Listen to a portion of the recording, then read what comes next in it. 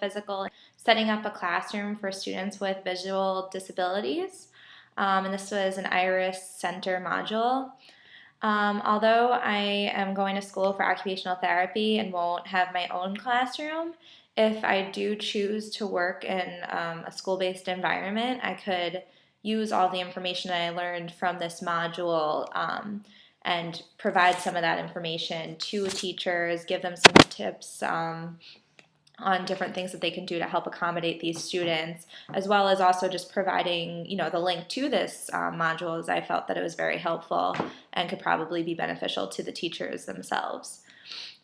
So I really enjoyed this module. I liked how it was set up, using a case study, Miss Milton in this one particularly, but I really think that that helped really get out the information in a way that was understandable to myself, and I think it would be pretty understandable to most people in the way that they formatted it. I also like how they provided a lot of links to additional resources embedded throughout the different sections. There were tons of places where you could click if you wanted more information or to explore more about a particular topic area. They did provide a lot of opportunities for that as well, which I thought was a great thing.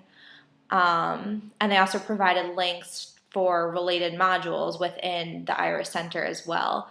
So they have another module called Serving Students with Visual Impairments, the Importance of Collaboration. So if you're interested in the topic of students with visual impairments, then they also do have additional modules for this topic area. So diving more into the module, they, as I said before, used the case study of Miss Milton and two of her students with visual disabilities in her classroom, and she was kind of new to this area and unsure of how to go about it. So they kind of walked you through in each of the topics different areas, and helping her kind of navigate this new domain.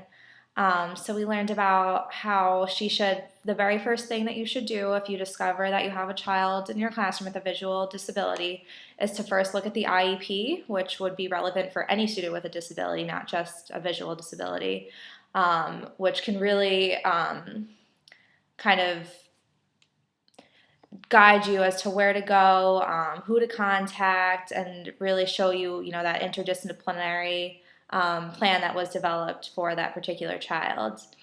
In addition to the IEP, the teacher should also go to other professionals for help, some of which include the TVI, which is the Teacher of Students with Visual Impairments, and the Orientation and Mobility Specialist can be of particular help.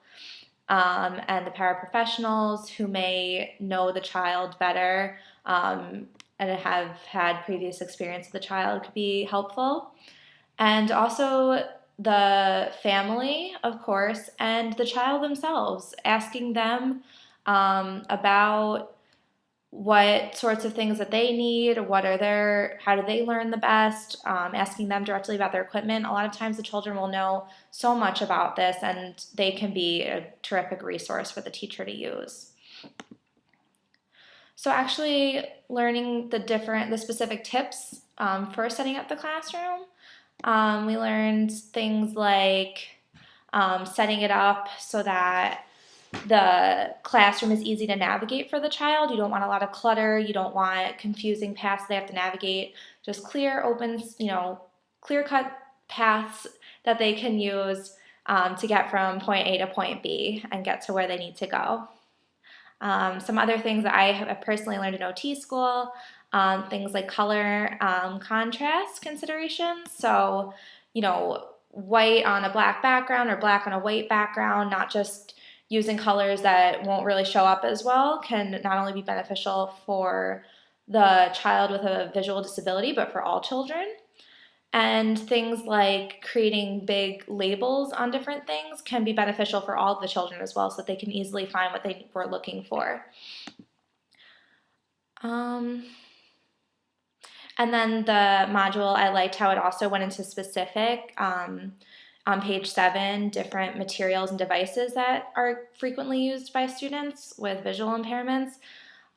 So devices to aid in the use of vision, they then broke that down to optical, so things like magnifiers, eyeglasses, non-optical like lamps and felt tip pens, and then electronic magnification, so like computer screen magnifications. And they went through this in a couple different categories and really dove into the information there.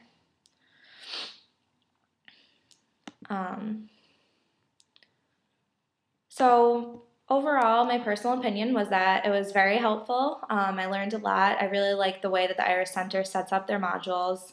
And I think it's a great resource that I can, in the future, direct parents to and use the information that I learned to benefit children with visual disabilities.